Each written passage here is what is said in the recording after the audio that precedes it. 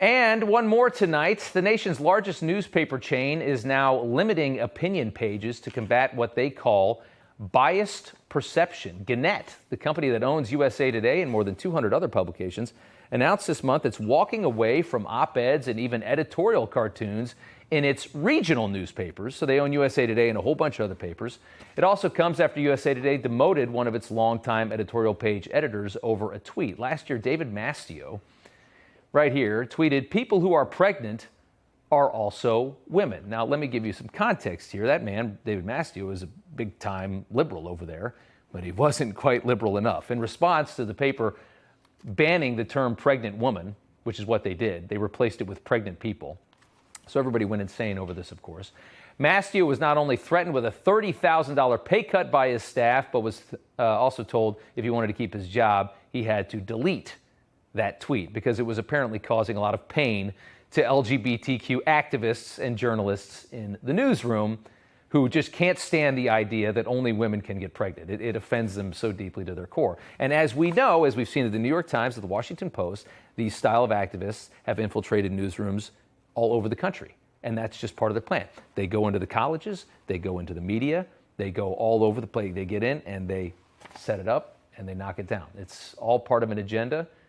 It's very sinister in nature. There's a lot of Marxism based in that agenda, I think. This guy chose not to bend to the mob, instead chose to give up steady employment, a pretty brave move in a very deranged world. Take a look at USA Today's opinion page right now on the website. You'll see headlines like, "The Supreme Court is moving to destroy its own legitimacy," "How the GOP built a pro-gun, anti-abortion nanny state."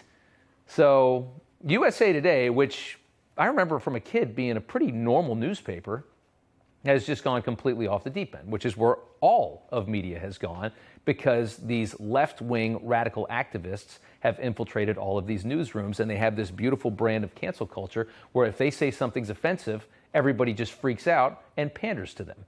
And then you get a culture like we have today, where it's perfectly fine for grown men to ride around butt naked on bikes in front of children, but it's not okay to call somebody by the wrong pronouns. And that's where we are today. When USA Today targeted David, the guy we're talking about, he said they tasked one of the news editors to find 3 strikes against him. One of those was a 2017 op-ed claiming Trump was not fit to clean the toilets of the Barack Obama Presidential Library. Their issue?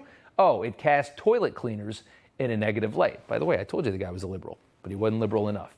The paper, though, perfectly fine with articles like this one from Alia Dastagir, who wrote, "Not all people who sexually abuse children are pedophiles. The complicated research behind pedophilia."